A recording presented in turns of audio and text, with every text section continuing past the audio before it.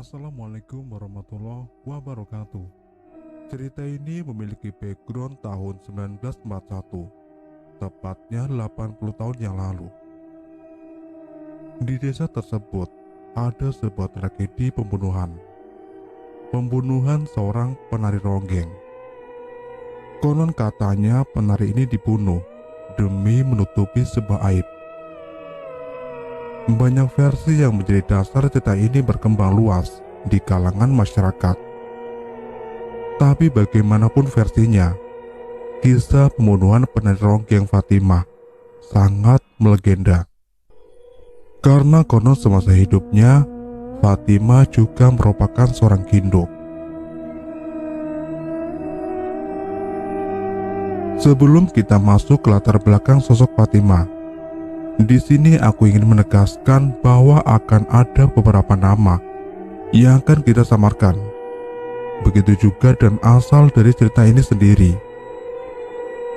Kita tidak bertanggung jawab masalah kredibilitas cerita tersebut.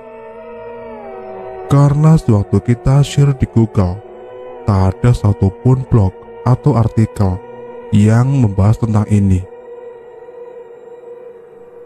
Akan tetapi, kita sudah mengkonfirmasi dari beberapa pihak terkait yang berhasil kita hubungi, termasuk narasumber, menyatakan bahwa kisah kelam ini sampai sekarang menjadi mitos atau legenda yang sudah berkembang turun-temurun di wilayah tersebut.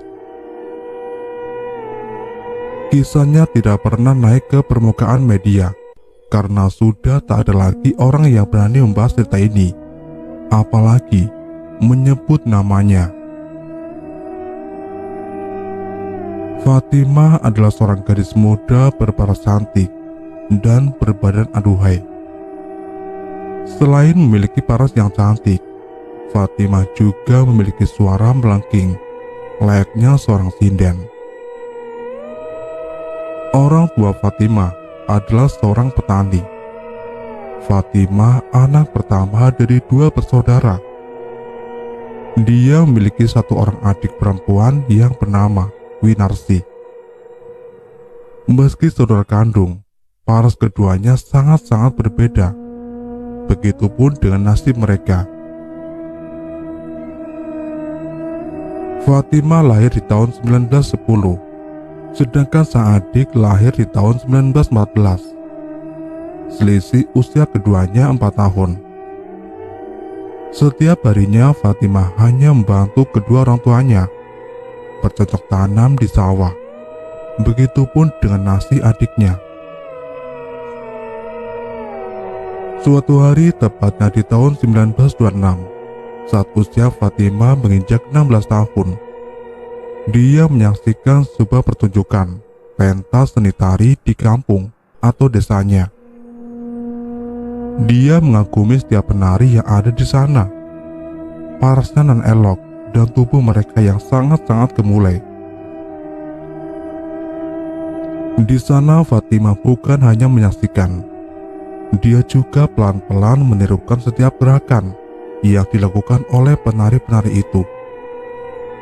Setiap akhir pekan, Fatimah akan berusaha mencari waktu agar bisa menonton pertunjukan tari ronggeng di tempatnya. Oh ya, sejak usianya 15 tahun, Fatimah mulai bekerja menjadi pembantu rumah tangga di sebuah rumah salah satu petinggi Belanda yang ada di Indonesia.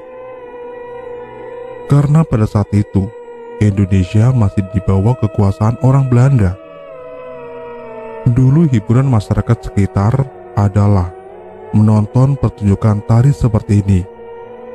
Belum ada tuh yang namanya YouTube, Instagram atau apapun, atau FB. Nah, singkat cerita, Fatimah yang asik berjoget menirukan gerakan salah satu penari. Tiba-tiba dihampiri oleh seorang perempuan yang saat itu mungkin usia beliau sudah 30 tahun sekian. Namanya adalah Nyai Tumini, dan beliau memiliki nama panggilan khusus, yaitu Madam Yvonne. Beliau bisa dikatakan salah satu pemilik sanggar tari rongkeng di sekitar sana. Biasanya, yang memanggil dan nama Madam Yvonne adalah orang-orang Belanda yang menyewa jasa-jasa gundik kepadanya. Karena selain menjadi pemilik sanggar tari rongkeng di sana, beliau juga menyewakan jasa ginduk kepada para orang-orang Belanda yang haus akan belayan. Apa sih gundik itu? Gundik adalah seorang wanita yang rela menjadikan dirinya sebagai istri simpanan atau selir orang-orang berkulit putih. Selain menjadi istri simpanan, para gundik-gundik pada zamannya juga bertugas mengatur dan mengurus rumah milik tuanya. Bukan pelacur, mungkin lebih mirip seperti istri kedua. Seorang gundik atau nyai tidak mendapatkan hak penuh atas kekayaan orang yang menikahinya, dan juga tidak memiliki hak penuh atas anak yang nantinya ada di antara pernikahan keduanya. Kadang ada juga seorang gundik yang diperlakukan dengan istimewa, selayaknya istri sah. Salah satu contohnya adalah Nyai Dasima. Kembali ke cerita Fatima dan Madam Yvonne. Mungkin pada saat itu Madam Yvonne yang melihat gerakan Fatima begitu gemulai. Muncullah gagasan kurang ajar di pikiran beliau, yang mana tanpa basa-basi Fatima langsung ditawari untuk masuk ke sanggarnya dan berlatih menari bersama penari-penari lainnya. Sebenarnya niat beliau bukan hanya itu, karena nantinya beliau juga akan menjadikan Fatima salah satu gundiknya, supaya setiap bulannya beliau mendapatkan tambahan uang untuk biaya hidupnya. Padahal Madam Yvonne ini juga memiliki 3 anak perempuan yang cantik-cantik, hasil dari pernikahannya dengan seorang tentara Belanda. Tapi beliau tak mau ketika anaknya itu ikut terjun ke dunia yang dia kelola. Fatima mulai memikirkan matang-matang penawaran dari Madam Yvonne. Sebelum nantinya dia putuskan untuk keluar dari pekerjaannya waktu itu. Setelah memikirkan dengan pertimbangan yang panjang, entah gimana, tahu-tahu Fatima bersedia bergabung tanpa memikirkan efek jangka panjangnya.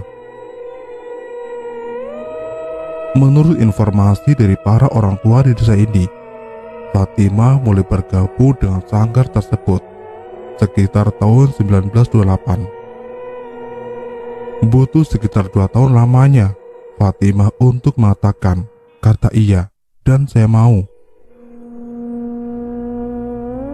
Mulailah Fatima belajar di sanggar itu hingga menetap tinggal di sana bersama para penari seniornya yang lain. Selama di sana, Fatima mendapat sambutan yang hangat. Bahkan, dia menari dengan sangat lincah.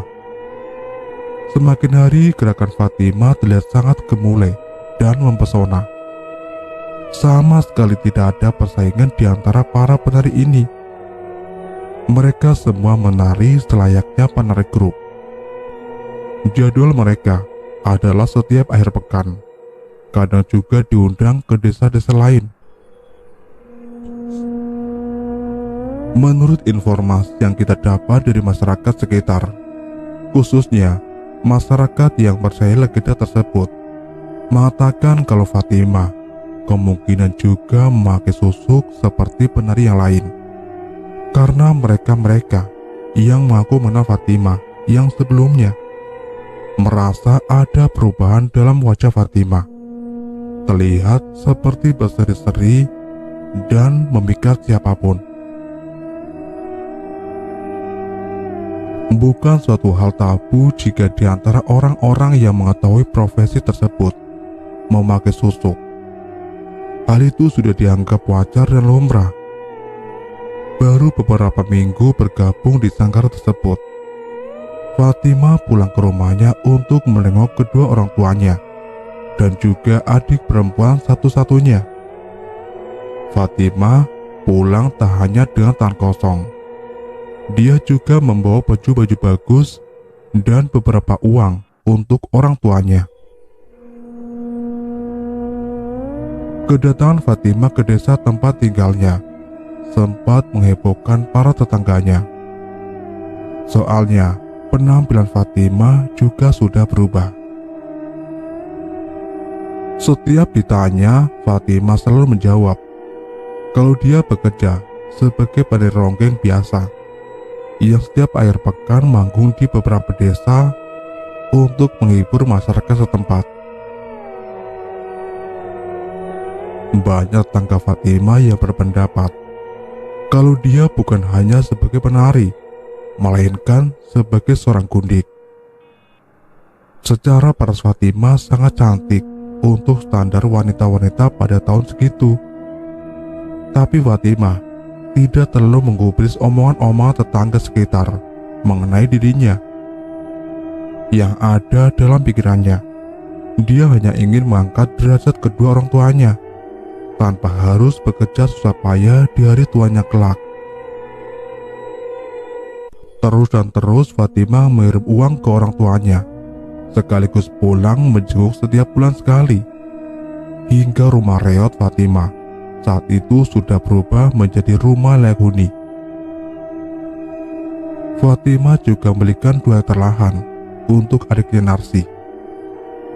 Nantinya di lahan 2 hektar tersebut akan dipergunakan Narsi untuk menanam beberapa tanaman seperti cabai, tomat, dan lain-lain agar bisa dijual kembali dan uangnya bisa digunakan untuk Narsi sendiri. Sampai di tahun 1939, Narsi adiknya sedang dilamar oleh seorang pria yang dulunya adalah pegawai Narsi di kebun. Usia pria itu 2 tahun lebih muda dari Narsi, tapi pria tersebut sangat menyayangi Narsi dan membantu Narsi merawat kedua orang tuanya. Pria tersebut bernama Ismail. Akhirnya di tahun yang sama, Narsi dan Ismail resmi menikah, menjadi sepasang suami istri. Akan tetapi Fatimah sampai saat ini belum juga nampak dilamar oleh laki-laki manapun. Fatimah selalu menjawab, "Saya masih ingin melajang dan bersantai, menyaksikan adik saya memiliki anak-anak yang lucu. Saya akan menikah ketika saya memang benar-benar ingin menikah, bukan atas dasar pasangan siapapun. Saya juga ingin bersanding dan berbahagia seperti adik saya, tapi Tuhan masih belum mengizinkan saya menikah. Apa mau dikata?" Di usianya yang ke-29 tahun, Fatimah masih betah menyendiri dan masih terus ikut dalam sanggar ronggengnya. Hingga pada suatu hari, sekitar tahun 1940, ada salah satu orang mengaku pernah melihat Fatimah masuk ke dalam sebuah rumah milik orang Belanda di tengah malam. Sebut saja nama tetangganya adalah Pak Wahib. Pak Wahib tidak hanya menyelidiki hari itu saja, karena kebetulan rumah Pak Wahib tidak jauh dari rumah orang Belanda tersebut. Hampir setiap pagi buta, beliau selalu melihat Fatimah masuk ke dalam rumah itu dan baru keluar ketika sudah masuk pukul 8 malam waktu setempat. Saat keluar pun Fatimah sudah mengenakan kebaya narinya yang berbeda dari hari kemarin. Seolah-olah Fatimah hendak berangkat menari. Pak Wahib merasa penasaran dengan keberadaan Fatimah di rumah itu. Akhirnya Pak Wahib memberanikan diri untuk bertamu ke rumah itu setelah Fatimah berangkat menari. Di situ Pak Wahib terkejut ketika mendapati kenyataan kalau Fatimah adalah selir pemilik rumah itu, yang tak lain pemiliknya adalah orang Belanda. Pak Wahib tidak percaya kalau selama ini Fatimah telah menjadi gundik. Apakah ini alasan Fatimah betah menyendiri? Sebenarnya bukan menyendiri, melainkan dia sudah dipersunting dan orang Belanda itu untuk dijadikan selirnya. Pantas saja Fatimah bisa mengirim uang sebanyak itu untuk orang tuanya. Jadi uang tersebut adalah hasil dia menari dan juga uang diberikan oleh orang ini. Entah apa yang dipikirkan Pak Wahib. Suatu hari Pak Wahib pulang ke desanya untuk mengunjungi sang ibu sekalian berkunjung ke rumah orang tua Fatimah dan memberitahu informasi yang beliau dapat. Kebetulan beliau satu desa dengan Fatimah. Benar saja, ketika beliau sampai di desa, beliau langsung mengunjungi rumah Fatimah dan memberitahu semuanya. Kedua orang tua Fatimah dan adiknya menjadi shock dan tidak percaya. Mereka semua seakan kecewa dengan perbuatan Fatimah selama ini di belakang mereka. Ternyata, sejak usia 20 tahun, Fatimah sudah menjadi selir orang Belanda tersebut. Dan dikala usianya ke-23 tahun, dia memiliki satu anak laki-laki yang diberi nama Anthony Williams. Pada saat usia Fatimah sudah 30 tahun, sang anak masih berusia 6,5 tahun. Berita itu tidak hanya terdengar di telinga keluarga Fatimah, melainkan juga terdengar di telinga semua tetangganya. Kunjingan demi kunjingan terus diterima keluarga Fatimah. Padahal di antara orang-orang yang berkunjung ini, juga ada beberapa yang menjadi gundik orang-orang berkulit putih pada zaman itu. Benar-benar sangat ironis sekali. Lalu beberapa minggu kemudian, tepatnya di akhir bulan, seperti biasa Fatimah pulang untuk memberikan sejumlah uang kepada keluarganya. Tapi pada saat itu, kedatangan Fatimah tidak disambut baik perkara berita yang diberikan oleh Pak Wahib. Fatimah terkejut dan tak menyangka jika salah satu tetangganya ada yang berhasil menguak rahasianya. Meskipun dia mencoba menutup-nutupi serapat mungkin, toh pada akhirnya keluarga Fatimah mengetahui segalanya. Fatimah melihat kedua orang tuanya marah dan kecewa. Dia juga mendengar Narsi menangis histeris, seakan tidak percaya dengan apa yang telah diperbuat Fatimah. Sedangkan Fatimah yang dikenal sebagai anak gadis yang polos dan periang, kini di mata semua orang, Fatimah justru dianggap jeleknya seorang pelacur murahan. Fatimah juga tidak mau sebenarnya hidup seperti ini.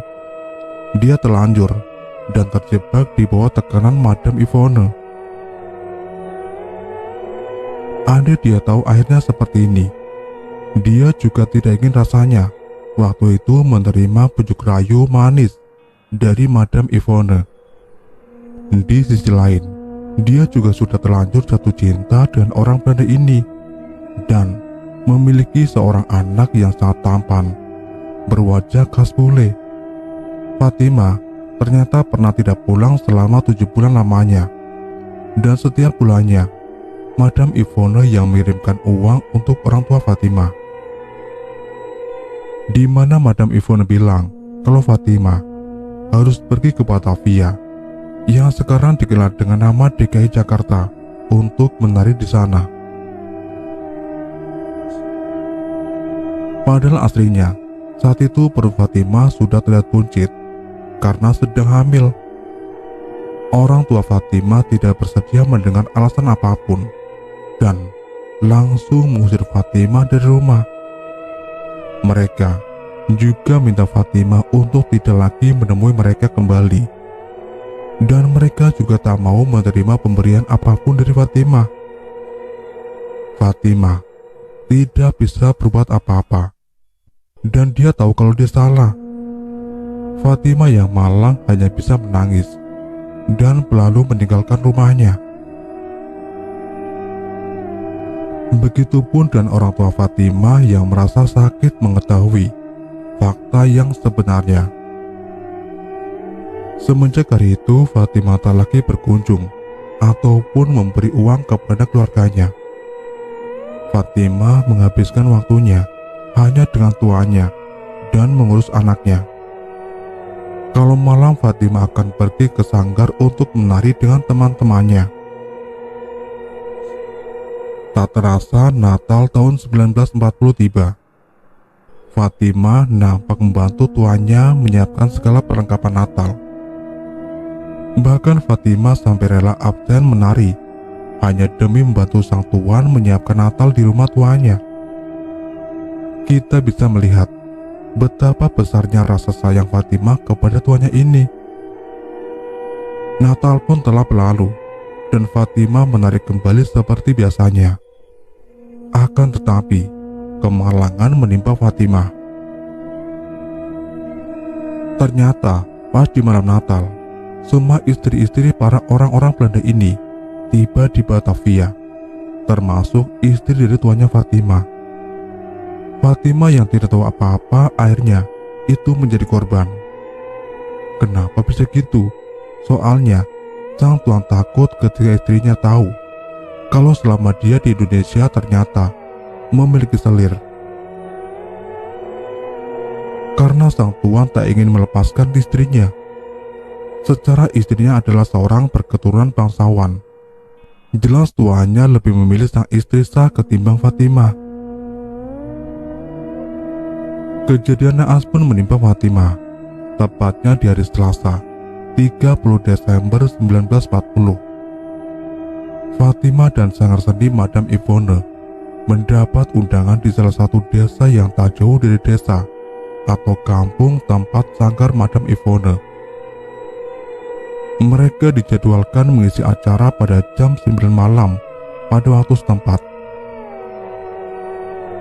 Dari sore mereka prepare semuanya, mulai make up sampai lagu-lagu yang hendak dinyanyikan oleh para sindian untuk mengiringi penari. Setelah dirasa siap semua, pada jam 6 malam, mulailah mereka berangkat ke lokasi dengan menaiki andong. Mereka semua tiba 1 jam sebelum acara berlangsung, sehingga memungkinkan mereka untuk siap-siap. Ketika semua kru merapikan alat-alat musik di tengah lapangan bola yang terbuka dan hanya diterangi cahaya obor di beberapa titik, Madam Yvonne mulai memandu semua anak-anaknya, termasuk Fatimah. Pada saat semua orang beramai-ramai memadati lapangan tersebut, barulah para pemain musik memainkan sebuah lagu dengan diiringi suara-suara merdu dari 3 sindian yang membawakan lagunya. Satu persatu penari ronggeng mulai masuk dan memeriahkan acara malam itu. Semuanya happy dan ada sebagian orang yang mabuk-mabukan, bahkan hampir membuat suasana ricuh. Acara tersebut sempat break beberapa waktu untuk istirahat dan dilanjutkan kembali saat hampir mendekati tengah malam. Suasana kembali meriah dan semua orang menari di sana. Para pemuda-pemudi berjoget dengan riangnya. Lalu semua orang disuruh untuk tertib karena sebentar lagi mereka akan menyaksikan tarian khusus yang sengaja dipersembahkan oleh Fatimah untuk masyarakat di sana dan para tentara-tentara Indonesia. Fatimah ini seperti maskotnya dan harga sewa Fatimah lah yang paling mahal. Sengaja dipersembahkan terakhir sekaligus menjadi penutup acara malam itu. Sebenarnya Fatimah sudah bilang ke Madam Yvonne kalau malam itu dia sedang tidak enak badan. Dia seperti sedang tidak mood menari malam itu. Tapi Madam Yvonne seperti asik memaksa Fatimah untuk menari. Karena katanya orang-orang itu sudah membayar mahal Fatimah. Mau tidak mau, Fatimah pun menari seperti biasa. Entah kenapa malam itu matanya seperti sedang mengamati sekitar. Firasat tidak baik sedang memenuhi pikiran dan hatinya saat itu. Sayangnya tidak ada satu orang pun yang memahami kegelisahan yang dialami Fatimah. Semua orang asik memaksa Fatimah menari. Alat musik mulai dimainkan. Lantunan musiknya seolah memberi pertanda kepada Fatimah agar segera menari. Pas di tengah malam, untuk terakhir kalinya orang-orang bisa menikmati tarian Fatimah. Karena pada waktu tarian itu hendak selesai dibawakan oleh Fatimah, tiba-tiba terdengar suara senapan, dor, dan suara itu terdengar 2 kali. Sedangkan secara bersamaan Fatimah jatuh tersungkur sebelum dia selesai membawakan tariannya. Warga mulai berhamburan meninggalkan tempat itu, dan ada beberapa orang yang mengaku melihat seorang berkulit putih berbadan tinggi tegap berlari menjauh dari tempat tersebut sambil membawa senapan panjang. Dari situ banyak spekulasi yang mengatakan pembunuh yang bunuh Fatimah malam itu tak lain tak bukan adalah tuannya Fatimah sendiri. Motifnya sudah jelas, yaitu untuk menutupi hubungan gelapnya bersama Fatimah. Meski semuanya mengarah kepada tuannya Fatimah, tapi sama sekali tidak ada hukum yang menjerat orang itu dengan alasan tidak adanya bukti. Sang tuan juga mengelak di depan istri sahnya yang datang ke Indonesia kalau Fatimah bukanlah selirnya. Bahkan dia tega tak menganggap Anthony adalah anaknya. Tetapi sang istri yang belum dikaruniai anak memutuskan untuk mengasuh Anthony selayaknya anak kandungnya sendiri. Seperti ada ikatan di antara Anthony dan istri sah Tuan Fatimah yang tidak bisa kita sebutkan namanya. Akhirnya jasad Fatimah dibawa pulang ke kampung halamannya untuk dimakamkan di sana. Sedangkan si tuan dan istrinya, begitupun dengan Anthony anak Fatimah, kembali pulang ke Belanda. Seakan sama sekali tidak ada penghormatan apapun untuk melepas kepergian Fatimah. Fatimah meninggal dengan 1 tembakan pas di tengah-tengah jidatnya dan 1 tembakan di lengan kanannya. Sampai detik ini tidak terungkap siapa pembunuh Fatimah sebenarnya. Selama ini warga hanyalah menduga-duga. Kepulangan jasad Fatimah disambut tangisan duka dari keluarga dan para kerabat. Seakan tak percaya Fatimah berpulang cepat itu di usianya yang masih 30 tahun.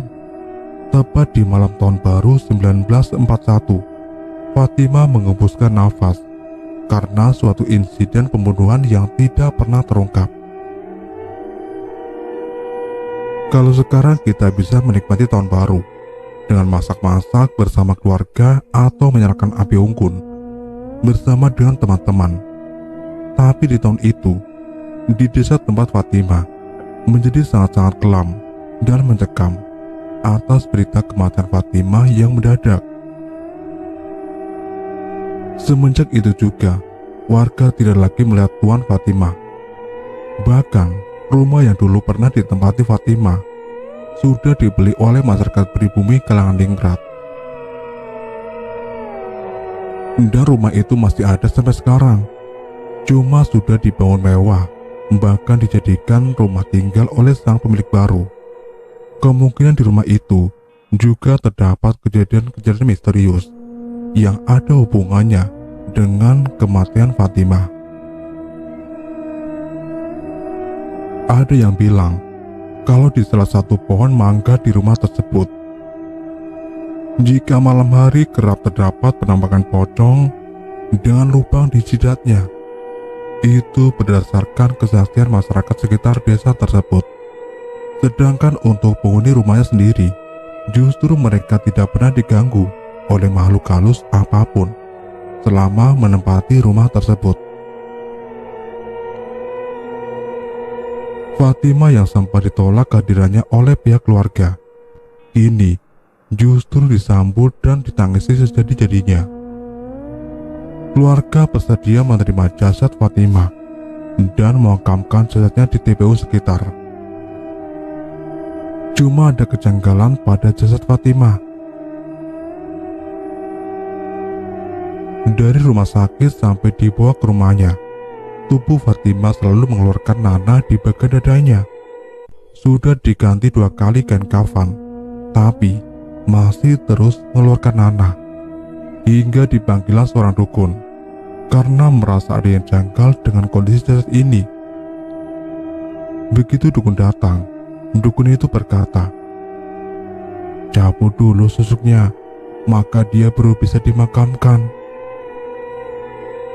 Tandanya rumor selama ini yang mengatakan Fatimah memakai susuk memang benar adanya.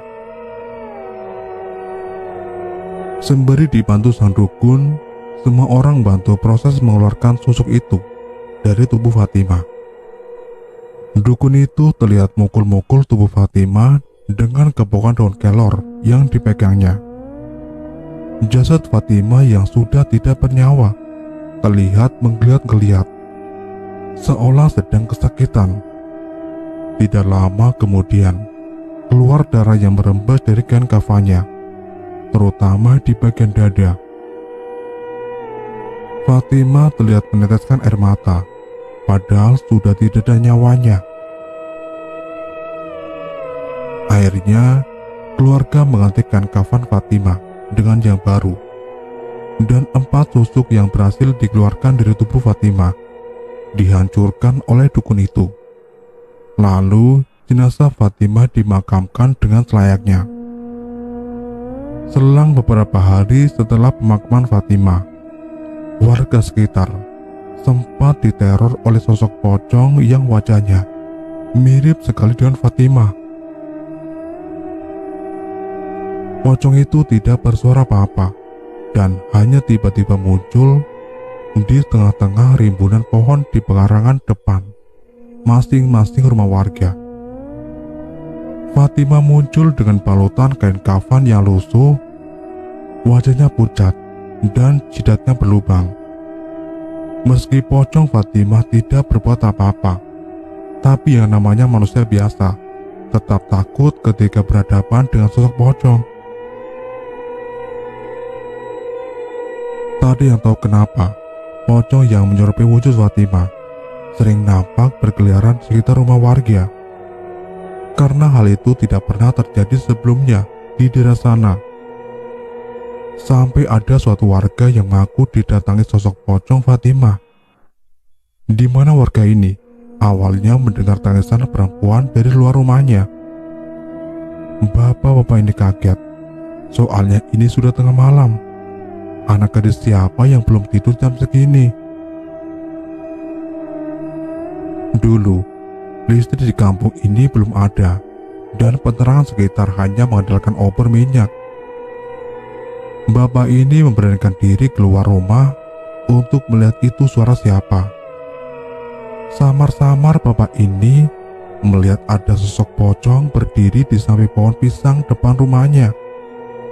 Waktu bapak ini mengamati, beliau melihat dengan jelas itu pocong Fatimah. Pocong itu hanya terus menangis di pojokan pohon pisang itu. Bapak ini memberikan diri untuk bertanya, "Mau apa nangis di situ? Apa keluarga saya ada salah sama kamu?" Tapi pocong ini tetap terus dan tidak menjawab sama sekali. Mungkin bapak ini kesal karena pertanyaannya tidak dijawab. Bapak ini berdiri masuk kembali ke rumahnya.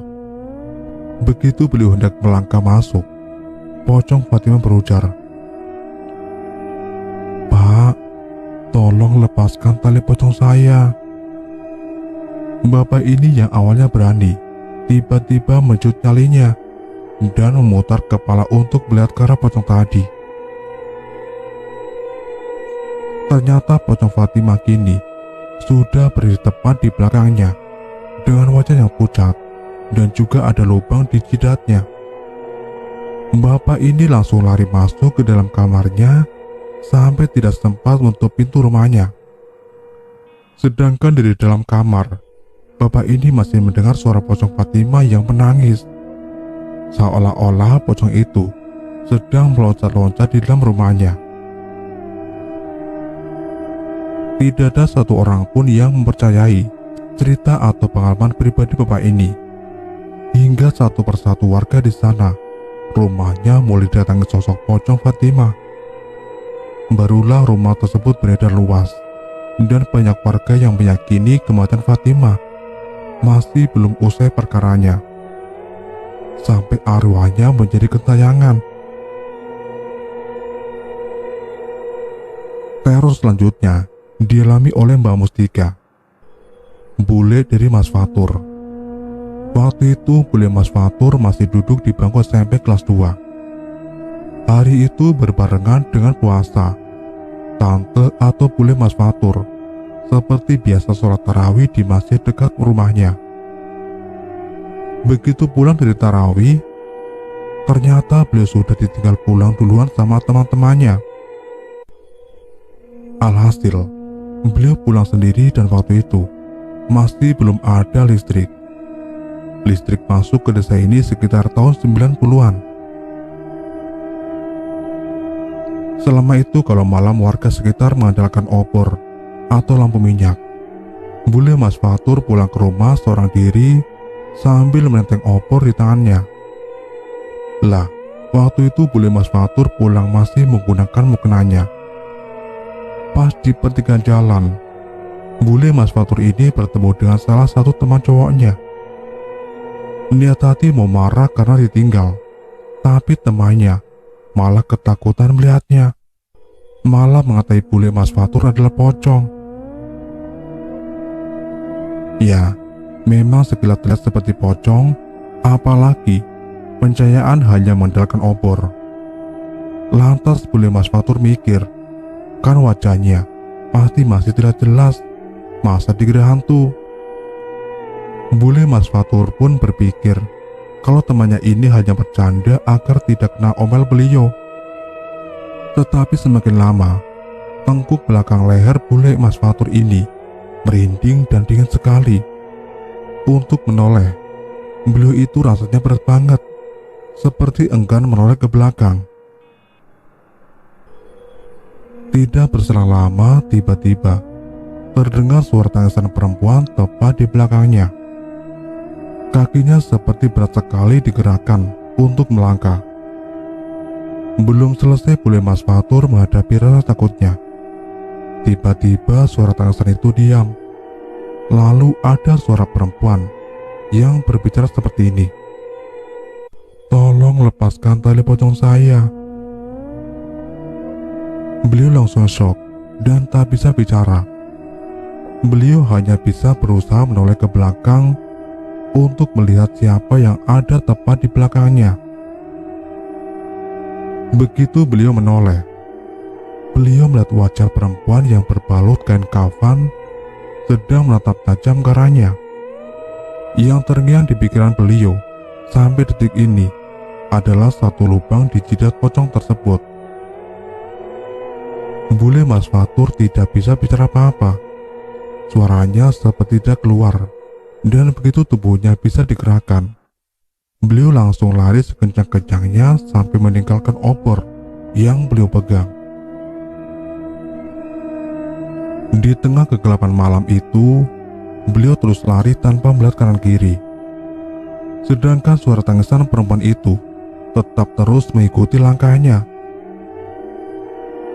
Beliau bertanya-tanya dalam hati, mungkinkah itu pocong Fatimah yang santer dibicarakan banyak orang? Tak lama kemudian, beliau tak sengaja menabrak seorang ustadz di kampungnya. Di situ beliau menangis sangat kencang dan menceritakan semuanya. Akhirnya, bule Mas Fatur diantar pulang oleh ustadz tersebut sampai ke rumahnya. Rame tuh cerita seputar pocong Fatimah. Sampai setiap selesai sholat isya dan tarawih, warga menggelar tahlilan di masjid yang dikhususkan untuk mendoakan arwah pocong Fatimah. Banyak warga yang percaya kalau itu memang arwah Fatimah yang masih belum tenang. Kejadian bule Mas Fatur itu sudah sekitar tahun 1956. Berarti saat itu sudah 15 tahun lamanya semenjak kematian Fatimah. Arwahnya masih belum tenang di alamnya. Warga berniat untuk membahas perihal ini bersama keluarga Fatimah. Tapi pada waktu itu, yang tersisa hanya tinggal adiknya. Karena 6 tahun setelah kematian Fatimah, sang ayah meninggal dunia karena sakit, dan 2 tahun setelahnya disusul oleh sang ibu.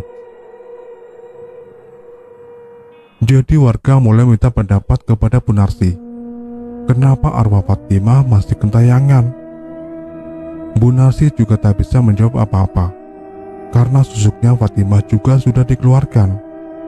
Lantas, apalagi alasan yang mendasari arwah Fatimah sampai bisa gentayangan?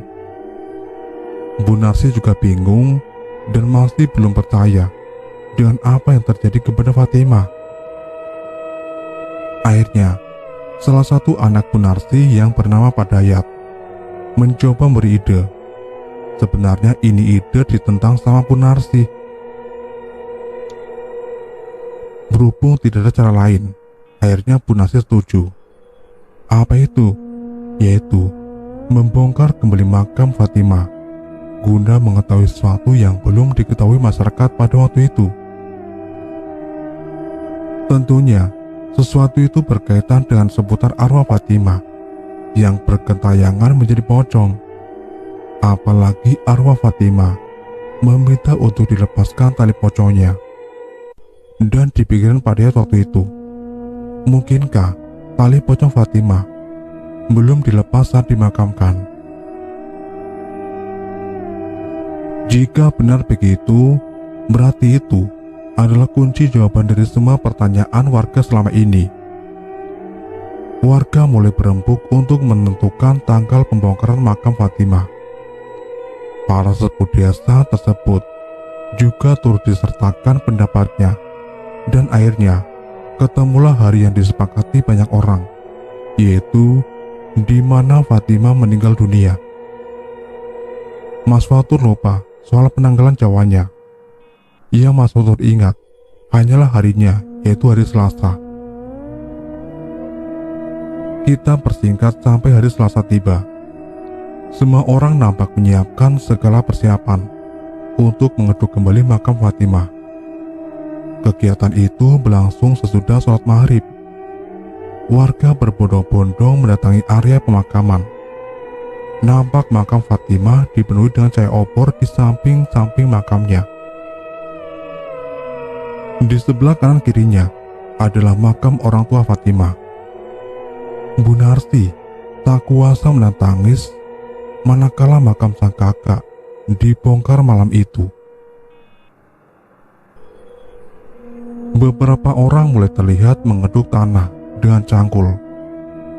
Ketika sudah digeduk beberapa lama, akhirnya terlihat anyaman tikar yang dulu dipakai untuk makamkan Fatimah. Orang-orang itu kembali mengeduk, hingga jajaran papan makam Fatimah mulai nampak. Satu persatu papan diangkat ke atas. Ada beberapa orang yang milih menjauh karena tidak sampai hati melihat. Tak lama kemudian, tulang belulang Fatimah mulai terlihat dan semua warga terkejut. Ternyata dugaan Pak Dayat benar. Tali pocong Fatimah selama ini belum dilepaskan. Mungkinkah almarhum bapaknya sengaja tidak melepas tali pocongnya? Tapi untuk apa? Apa beliau ingin orang yang bunuh Fatimah bisa terungkap dengan cara yang seperti itu? Justru itu malah membuat arwah sang anak menjadi sedih dan tersisa sehingga tidak bisa segera pergi ke alamnya. Entahlah, kita pun hanya manusia biasa, tidak bisa membaca isi hati dan pikiran seorang. Yang kita bisa pahami, bagaimanapun beliau adalah seorang orang tua yang ditinggal pergi putri sulungnya. selama-lamanya dalam sebuah kejadian yang tidak diduga-duga. Terlebih Fatimah adalah tulang punggung untuk mereka sebelum bisa menjadi seperti sekarang. Pasti ada rasa kecewa yang mendalam di hati beliau dan amarah yang besar. Makanya beliau sampai nekat mengikat jasad putrinya seperti itu. Tanpa berlama-lama, warga langsung buka tali pocong Fatimah dan mengumandangkan azan sebelum akhirnya warga kembali mengubur tulang belulang Fatimah seperti sedia kala. Selepas itu warga bubar satu persatu pulang ke rumah masing-masing dengan harapan teror tersebut tidak terjadi lagi. Di sana hanya tersisa Bu Nasi dan kedua anaknya terlihat seperti berbicara sesuatu di atas pusara kakaknya. Memang warga sudah tak lagi diteror dengan pocong Fatimah yang meminta dibukakan tali pocongnya. Tapi warga masih kerap melihat sosok pocong yang berdiri di depan area pemakaman. Entah itu pocong Fatimah atau bukan, karena ketika warga hendak mendekat, pocong itu malah menghilang. Cuma warga tidak begitu menghiraukan. Soalnya, bagaimanapun area pemakaman memang erat kaitannya dengan sosok-sosok tak kasat mata. Konon katanya pocong itu masih ada sampai sekarang dan dipercaya sebagai penjaga makam di sekitar sana. Terlepas itu pocong Fatimah atau bukan, warga tidak bisa memastikan. Yang jelas cerita ini sudah turun-temurun di wilayah desa asal Mas Fatur. Oh iya, aku ada kelupaan. Setiap orang yang didatangi pocong Fatimah pasti akan mendengar suara lantunan gamelan yang disertai suara tangisan perempuan. Sama halnya dengan yang dialami bule Mas Fatur. Ketika berlari, beliau mendengar suara lantunan gamelan atau langgam Jawa yang berbarengan dengan suara tangisan perempuan. Mas Fatur mendapatkan cerita ini pun baru-baru di tahun 2020-an kemarin, di mana ketika dia dan adiknya sedang mengunjungi desa itu dengan menaiki sebuah motor, lalu tak sengaja melintas di depan kuburan desa dan melihat sosok pocong, tapi hanya dalam bentuk tembus pandang. Saat Mas Fatur matikan mesin motornya, justru pocong itu menghilang dan Mas Fatur kembali melanjutkan perjalanannya. Kebetulan akses masuk ke desa ini harus melewati area pemakaman dan seberangnya balai desa yang dikosongkan sampai sekarang gara-gara hantu pocong itu. Jadi sudah tidak lagi warga yang mau berjaga atau ronda di balai desa tersebut. Pada saat tiba di rumah sang nenek, Mas Fatur mendapatkan cerita ini, baru meyakini kisah ini nyata adanya. Sebenarnya Mas Fatur sudah tahu lama, cuma dia menganggap kalau itu semua hanya sebatas mitos belaka. Karena setelahnya Mas Fatur melanjutkan studinya di Jakarta. Gak taunya, malah kisah itu benar-benar pernah terjadi di tempat kelahirannya dan juga merupakan kampung halaman mendiang papanya. Kejadian yang dialami Mas Fatur itu awalnya bulan Maret 2020-an dan sekitar jam 9 malam. Sampai saat itu keluarga Fatimah maupun tetangga sekitar sudah tidak mendengar lagi kabar Tuan Belanda dan juga anak Fatimah, yaitu si Antoni. 80 tahun sudah, kisah ini hanya menjadi sebuah legenda di desa tersebut.